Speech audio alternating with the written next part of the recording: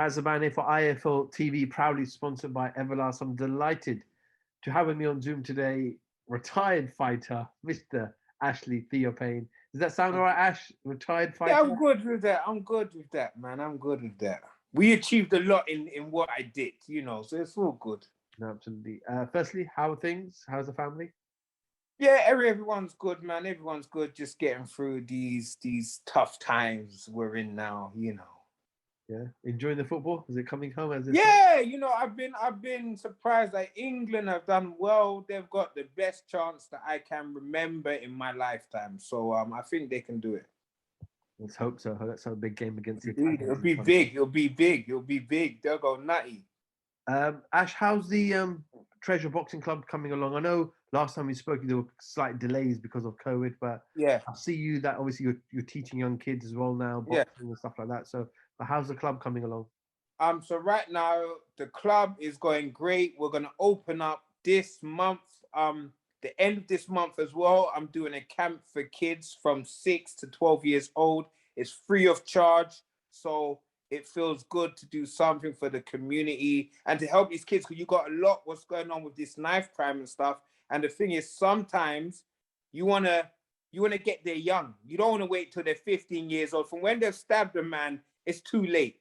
You want to get them before they go that far and before they get deep in these gangs. So my thing now is to try to help some of these kids, and that's what we're gonna do with my gym. You know what I mean? So hence we got 3 classes for a whole month for kids from 6 to 12 years old. Very nice, very nice. Are you getting a lot of people from? Is it just the local community that you're reaching out to parents? And basically, I'm from Paddington, so those surrounding areas, you got Brent, where's Minister, all those surrounding areas. If kids want to come to our club, then they can come to our club. So it's not an issue. And plus, my actual gym is gonna be in Southall, so we got the community there as well. So it's all over. And Southall is just the first spot. We're going to open up across London. You know what I mean? We want to go into these communities and change these lives and help these kids. Absolutely, absolutely. Obviously, do keep us posted. And hopefully when the gym's open, we'll come down with the camera. Ash, obviously, we saw Javonte Davis return back to the ring 2 weekends ago against Mario Barrios. They said this is going to be one of his toughest fights to date. Obviously, jumping from 130 to 140. What did you make of his performance? I thought Gervonta put in a great performance. I wasn't surprised that he had the KO and he had so much power, because I've seen him in the gym KOing bigger guys. So for me, that's one thing. With the lightweights, I think that's going to be an issue. I think that he has that over a lot of them.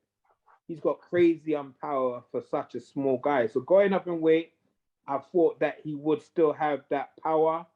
And the crazy thing is, this guy is still young. He's now emerging to be like a star, and it's just to see him with Josh. That'd be a big fight. Then you got Tio, you got Devin, you got Ryan. So there's some big fights out there for him, and he's still a young guy. So I think I think for all of them, it's going to be great times in the years to come. What do you make of Floyd's comments? Floyd said that, we're going to keep Javonte with PBC. We've got enough fighters. We're not going to make anyone else great or any other network, grow any other fighters, etc., etc. Yeah. But the reality is, if you want to be great, you got to fight the best. And we know that 135 division is like Devin Haney, Teofimo, Lomachenko, Ryan Garcia. It's important for someone like Javonte, if he wants to be great, to have those fights, isn't it? 100%, but that goes for the same thing with, you got Errol Spence and you got Crawford. Crawford is stuck because he's on the other side of the road. Crawford needs to join like PBC, and then he can have so many great fights. So on the fans' point of view, I understand that they want to see the stars and stuff. They want to see the stars fight each other. But the way the sport is now, like, you know what I mean? Like, they want to keep it in-house. So it is a shame if we miss some of those big fights. But it's kind of just how the sport is like nowadays. You know what I mean? It is what it is. You know what I mean? But I think if a fight is so big, they will make the fight. So Floyd might say we're gonna keep it in house. Cool. That could be for now. But I think if fights grow and they want to see these big fights, then I think that these cross promotions will go down because they might just be too big that you don't like. That's why you had Floyd and you had Manny. We had to wait years, but when it did go ahead, it was a big event. So I think if these fights are so big that they have to be made, I think that Mayweather Promotions they will make them because that's what they're all about. They're all about the money. They're all about the money. You talk about cross promotion. Obviously, later this month we've got the big rematch or the trilogy, whatever you want to call it. Tyson Fury, Deontay Wilder. Actually, no, I know we touched on it last time we spoke last year at some stage where Deontay was very vocal about the reasons he lost, got rid of Mark Breland, and he gave his reasons why he think he lost the fight, and a lot of allegations against Fury. In the press conference a couple of weeks ago, he was very quiet. He had his headphones in. He didn't say much. And a lot of people thought that he had the opportunity to address these concerns in front of the mass audience, which he didn't. What do you think of his mindset? Is it just, I don't want to get involved with any trash talk with you. I Well, don't want at to the get my same head. time, he's already said them, so he doesn't need to keep on addressing them. He said the way he felt. Now it's time to get to fight. So he said what he feels. He feels that they cheated. They did this and that. He thought that his coach did some stuff that, you know what I mean. So us as fans, we believe what we believe. If it's BS, we believe it's BS. But he has a right to believe what he think it is. But at the end of the day, now it comes to the fight time. So that means that we expect to see a Wilder that's going to be a beast and that's going to KO Fury. So now he's with everything he said and all the excuses that he said, he's basically put it on himself. Now he has to deliver. So I don't think he really has to say much now because he's said enough and he's made up enough excuses. So now it's just for Wilder to go in that fight and to prove the fans and whoever wrong. What do you make of bringing Malik Scott in? We know Malik, in the most respectful way, didn't have the most successful boxing career, but he's a great mind in boxing. I know he studies boxing, and his addition to Deontay's team. Can Malik change the way Deontay fights, or can he change now? But when he gets into the ring under the lights, it's Deontay back to normal. You know what? Sometimes the great fighters don't make great coaches. Look, you got Freddie Roach. He's one of the best out there. You got Floyd Mayweather. He's one of the best out there. So you had Castamato. You know what I mean? You have so many of these guys that didn't achieve loads in their career, but when they have become a coach, they have done great things. So I think the same thing with Malik Scott, a coach this yesterday. He told me that he thinks that Wilder he's looking great, and he thinks that Wilder's going to win. So the changes that people are seeing on the pads, some people are starting to believe that he is going to improve. He is starting to work his jab or whatever it is.